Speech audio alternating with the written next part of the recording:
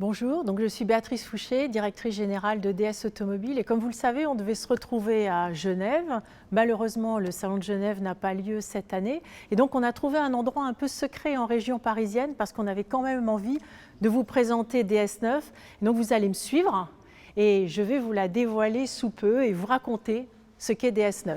Venez avec moi. Donc, DS9, vous la voyez, c'est une très belle voiture qui fait plus de 4,90 m de long. Et c'est une voiture qui va venir coiffer les voitures déjà présentes de la marque DS, donc DS7, DS3 et maintenant DS9. C'est une voiture qui va finalement nous servir à montrer l'ensemble des technologies. C'est une voiture statutaire, c'est une voiture élégante, c'est une voiture dynamique. Et bien évidemment, on a des ambitions mondiales avec cette voiture. Elle sera d'abord commercialisée en Chine à la fin de l'année 2020 et ensuite elle va être commercialisée en Europe. Mais sans plus attendre, je vais appeler quelqu'un qui va vous raconter cette voiture parce que c'est le designer. Et donc Ivo, si tu veux bien me rejoindre et finalement raconter ce qu'est DS, raconter l'aventure du design de DS. Merci Béatrice.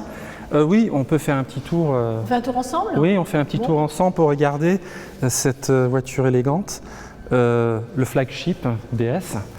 Alors ce que je voudrais dire d'abord, quand on la découvre comme ça, c'est cette ligne qui naît au-dessus du projecteur, qui va jusqu'à l'arrière et qui connecte l'avant de cette voiture élégante jusqu'à l'arrière avec une ligne finalement qui monte comme un bateau qui sort de l'eau, qui prend de l'air, un peu à l'instar de la DS de 55 qui avait une dynamique d'une voiture qui montait. Donc ça, c'est la ligne directrice, l'élégance montée avec une poussée, avec le couple qu'a cette voiture-là.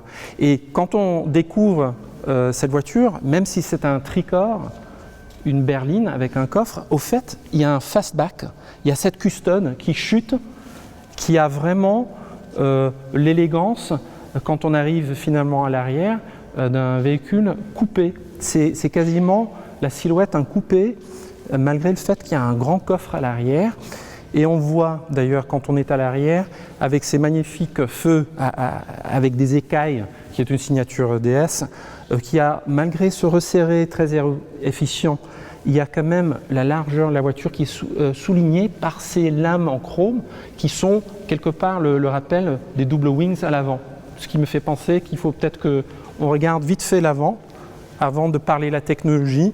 Et quand on regarde l'avant de cette voiture, le flagship, on peut remarquer qu'il y a cette magnifique lame sur le centre du capot. Ça évoque vraiment les grands carrossiers qu'on avait avant-guerre en France, Figonnet-Falaschi, Chaperon, avec le capot qui s'ouvrait comme ça avec une charnière centrale, avec une lame de chrome qui coiffait ça comme un accastillage pour être bien fini.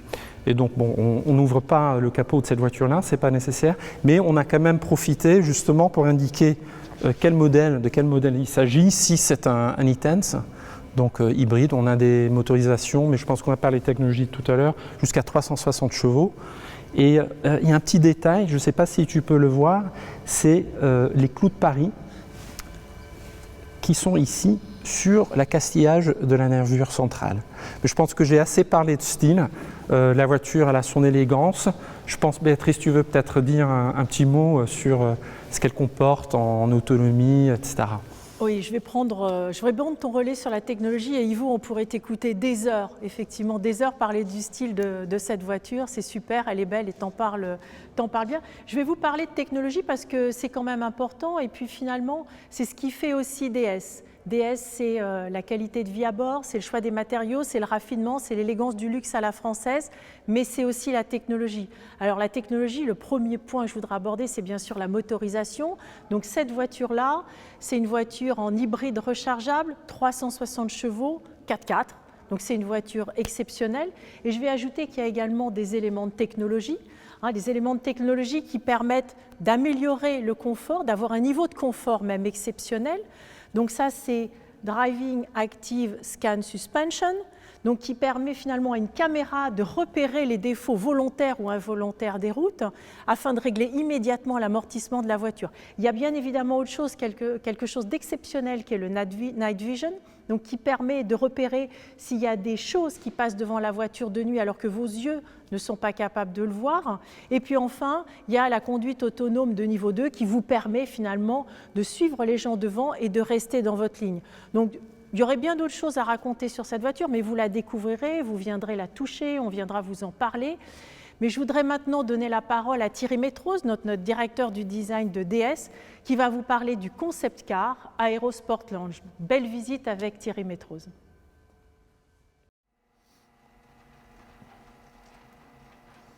Merci beaucoup et puis bienvenue et bonjour. Bienvenue à bord d'Aerosport Lounge. Nous sommes ici à l'intérieur de notre dernier concept car de la marque DS avec une phrase clé sur cet intérieur qui est l'art du voyage. Le confort first class qui est vraiment au cœur de l'ADN de notre marque. Et ce qu'on a vraiment voulu faire sur cet intérieur, c'est d'amener de la sérénité, tout simplement, avec un challenge technologique extrêmement fort qui a été en fait de faire disparaître complètement les écrans de la planche de bord. Donc on retrouve une planche de bord absolument dégagée de tout écran. On a une projection dans le pare-brise, un IHUD réalité augmentée qui permet en fait de donner au conducteur les informations vraiment dédiées à la conduite.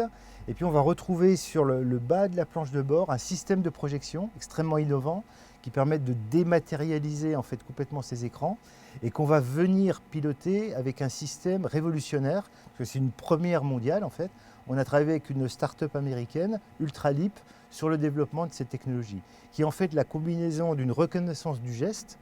Donc j'ai le système qui reconnaît et qui sait positionner ma main dans l'espace et qui va m'envoyer un signal quasiment tactile à l'intérieur de la paume, qui sont en fait générés par des ultrasons.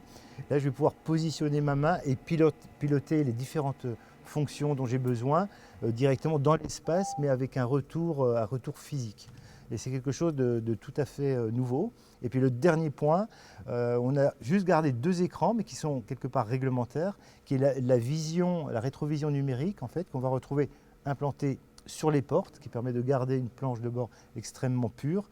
Et au travers de ces 2 écrans latéraux sur les portes, je vais pouvoir faire en fait, tous les réglages, les paramétrages extrêmement fins, liés notamment aux fonctions de confort, réglage des sièges, climatisation, chauffage, tout ce qu'on a besoin de régler de manière extrêmement précise.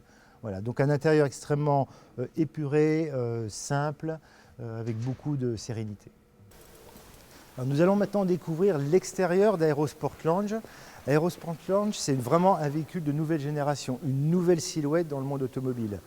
Ce n'est pas un SUV, ce n'est pas un SUV coupé, c'est vraiment une nouvelle approche d'automobile, on va dire complètement orientée sur l'efficience aérodynamique. Et on retrouve en termes de langage formel sur cette auto des éléments qui sont vraiment optimisés pour l'aérodynamisme et qui deviennent à part entière le langage formel du véhicule. Alors on le voit très bien sur l'arrière de la voiture avec ces écopes en fait sur la partie haute de l'habitacle qui vont guider l'air vers l'arrière du véhicule, donc avoir un coefficient aérodynamique excellent. Et puis bien sûr la signature lumineuse qui est vraiment dans l'ADN de la marque. On retrouve les écailles qui sont ici complètement intégrées à la carrosserie et l'arrivée de ces signatures rouges verticales qui signent vraiment l'identité de la voiture quand on la suit tout simplement et qui ont une vraie fonction aérodynamique. On peut découvrir maintenant l'avant d'Aerosport Lounge avec beaucoup d'innovations sur cet avant. La première, c'est une évolution de notre identité de face avant, programmée pour les années 2024-2025, avec les wings, les fameuses DS Wings, qui passent en fait sur le dessus du capot et qui viennent des éléments aérodynamiques et des éléments identitaires extrêmement forts. Et puis on retrouve également sur les signatures lumineuses l'arrivée du Light Veil 2.0, qui sont en fait ces signatures en forme de ligne extrêmement fluides, extrêmement sculptées, qui viennent signer les parties latérales du bouclier. Et puis bien sûr, et toujours, ça c'est récurrent au sein de la marque, les DRL verticaux, qui font là aussi partie de nos signes identitaires, présents sur DS7 Crossback, sur DS3 Crossback, sur DS9 et sur bien sûr les véhicules futurs.